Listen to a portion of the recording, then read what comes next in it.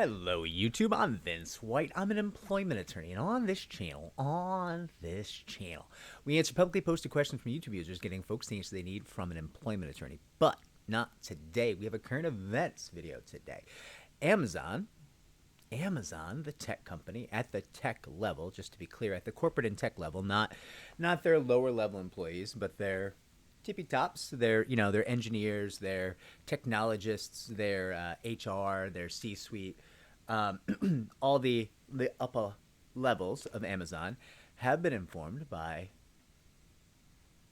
Daddy Bezos that they need to be in the office 5 days a week. And I'm aware Bezos has stepped away from Amazon. Listen, it's still his company and whatnot, but I understand this is not a direct from Bezos thing. I'm making light of the situation. Now, 5 days a week in office is somewhat rare in rarefied air these days. If you are a high-end employee, if you are a high earner, if you are, mid-level or up, middle management and up, generally doesn't have to go into work 5 days a week anymore in most of the country for most highly paid, highly compensated positions. Especially in New York, but also LA and all the middle states, it tends to be such that large employers with highly compensated employees are giving work from home for 2 to 3 days a week at a minimum, some more. And one of the fears in the market that we're hearing a lot is that, Amazon is doing this because Amazon is famous for being comfortable establishing itself as one of the worst employers, right?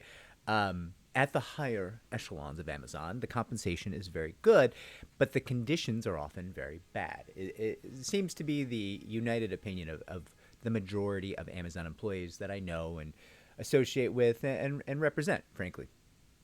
So Amazon, because they do compensate a little bit higher than the industry standard, appears to be confident in doing these big, poor quality of life decisions for their staff. They're not going to lose too many people because they just pay too darned good, right?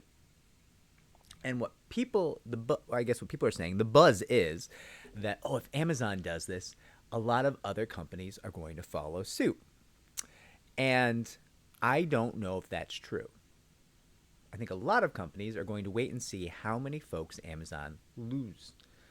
Because there's a couple things going on. One, work from home is really, really important for parents. And right off the bat, some of you are going to be saying, well, if it's important for parents, they should get childcare. Like, why are they engaging in childcare during the workday and this and that? And that's just like, I guess, a position you could take, but also not a position that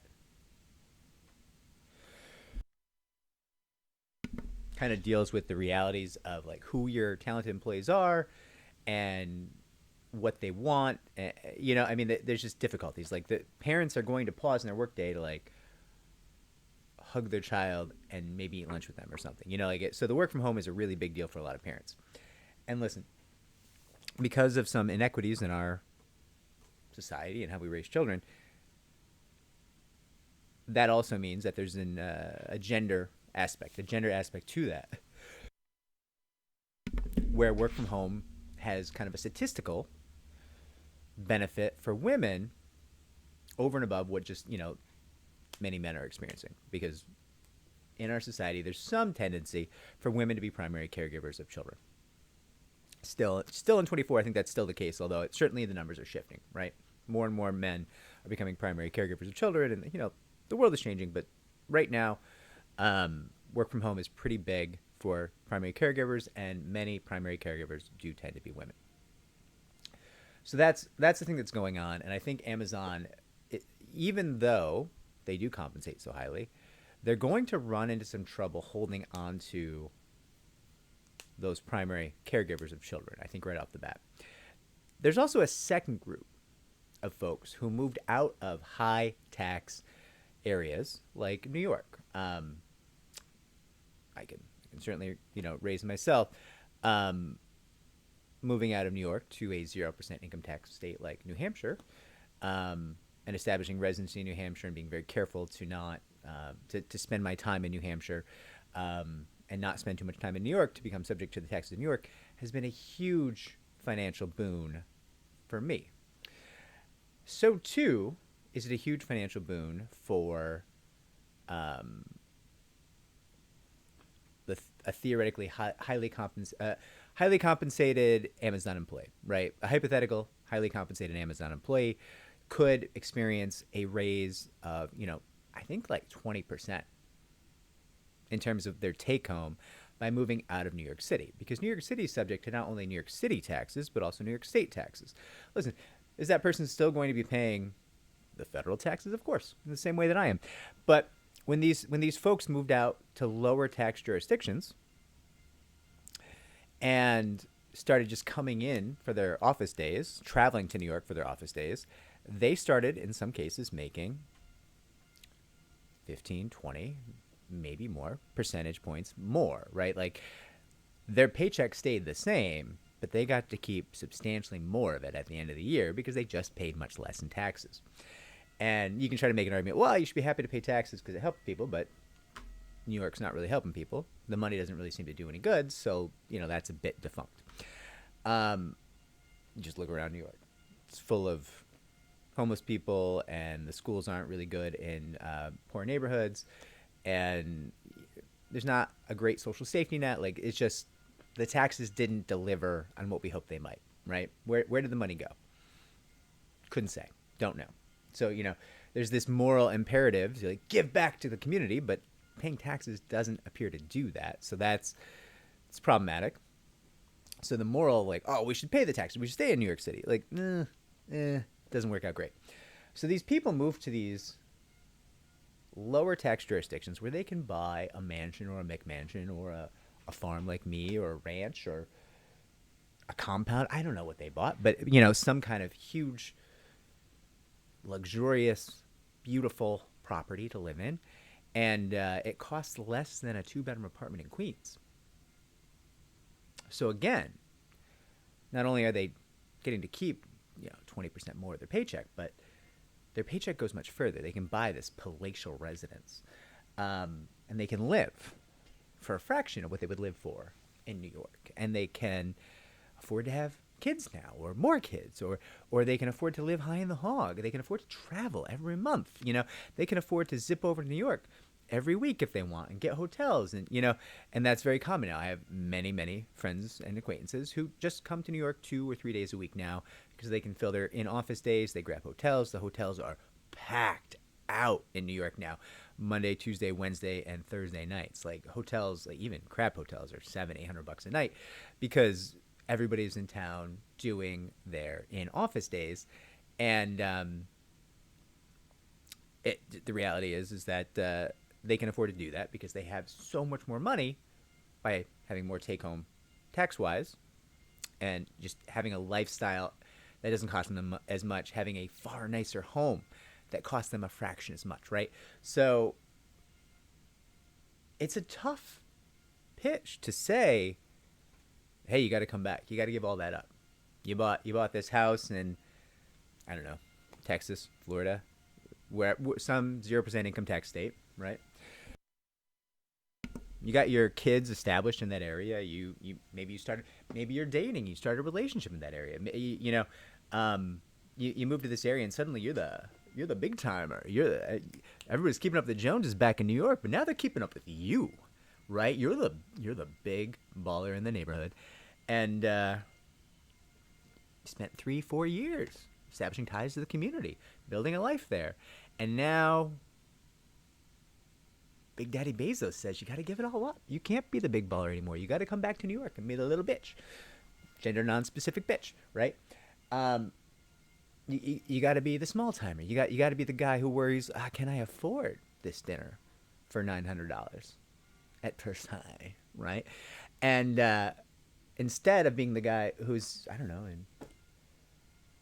in Kansas, should I just buy a restaurant? I mean, restaurants are like $100K here. Maybe I should just buy a restaurant. I mean, like it's just a different world, right? The math is very different when you're in New York versus when you're in a more affordable place.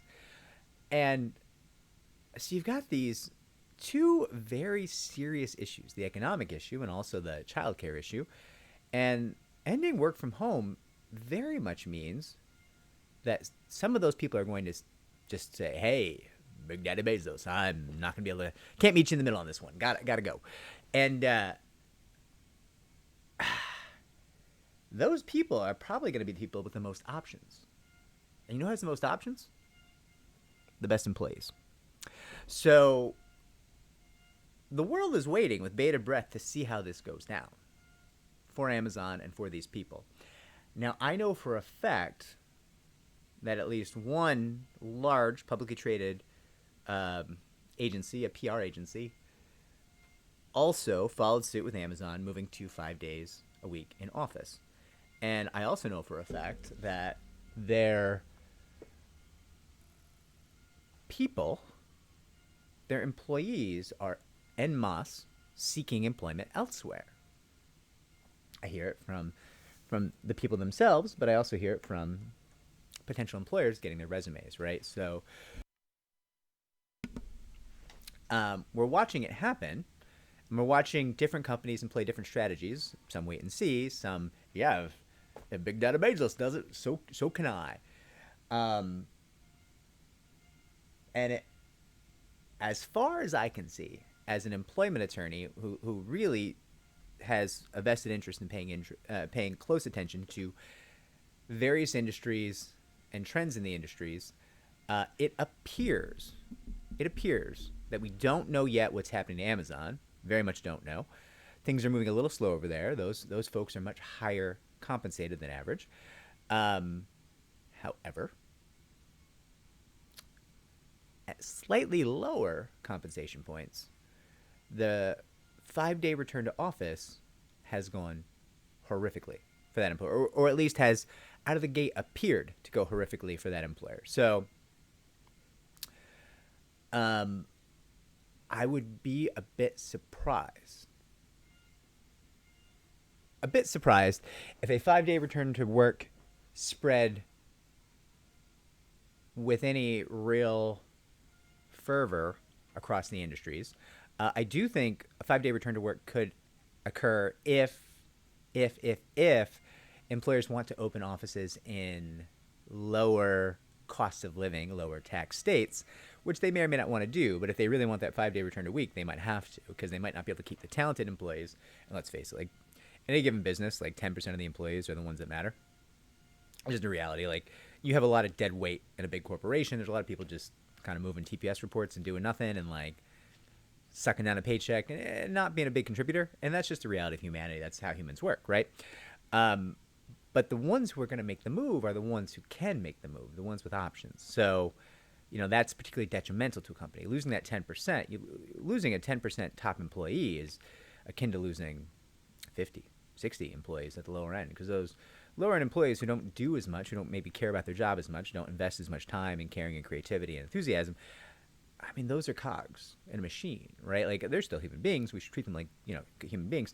But in terms of what you get out of them, well, that's probably, you know, very replaceable. There's nothing wrong with them doing the bare minimum. Nothing wrong with that. That's what they're paid to do. But we do need to pay attention that these higher end employees who have more options tend to be a lot more valuable to the company. And losing them can be a horrific blow. And it seems like some of them are being lost. And they are nigh onto irreplaceable, frankly. So, scary time. It's an interesting time. It's weird for me to watch it all play out, but I will keep letting you know what I see. And I hope you're all well. Like, subscribe, comment down below. Share our channel so it can grow. Take care, everyone.